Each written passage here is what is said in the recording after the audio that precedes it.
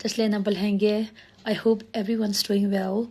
Welcome back to my daily Teso update. As you know, the new parliament session begins today, so let's begin our business, shall we?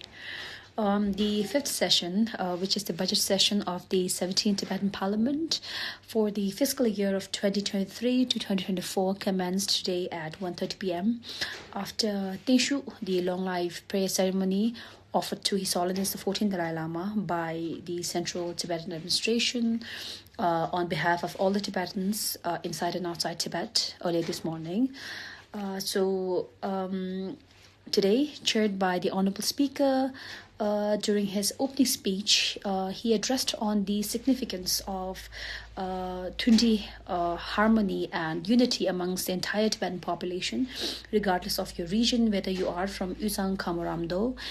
He reminded us of our individual and collective responsibility as enshrined in the Charter of fulfilling the common goal of Tibet and the overall welfare of the Tibetans in exile.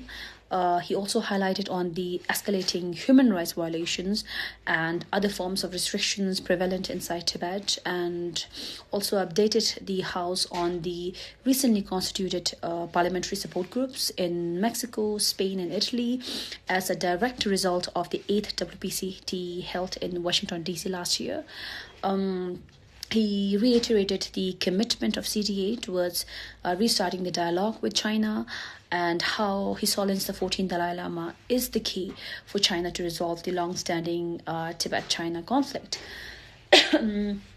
Honorable Speaker, he also introduced the brief agenda of the entire session, including report of the Budget Estimate Committee, that's Ngunzi Tsoba Sokchung, and report of Ad Hoc Committee on Kancho Finance Private Limited, Kancho Penchu Shepshukang, as well as tabling of the Charter Redrafting Committee. So I would say let's watch out for that. And as per the list of business, motion for the official obituary for the former Tibetan parliamentarian Chisu Dudu Lobsang Tupdela was passed today. Furthermore, the official motion on the solidarity on the critical situation inside Tibet was also tabled. The official motion constituted, first of all, which pays homage to the martyrs of Tibet who have sacrificed their precious lives for the cause of Tibet.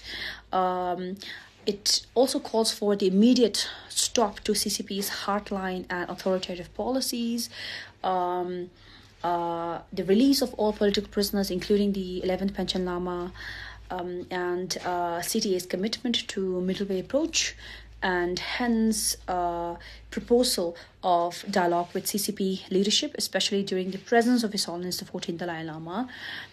Furthermore, gratitude to various governments, particularly India, and various Tibet supporters who have stood with the Tibetans for decades.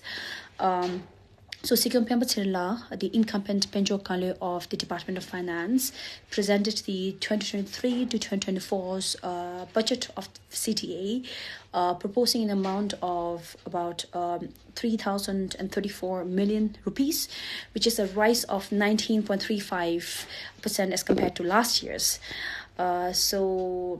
This was followed by presentation of the Parliament's Budget Estimate Committee's Presse report, and the motion for debate on CTA's budget was tabled in the end as well.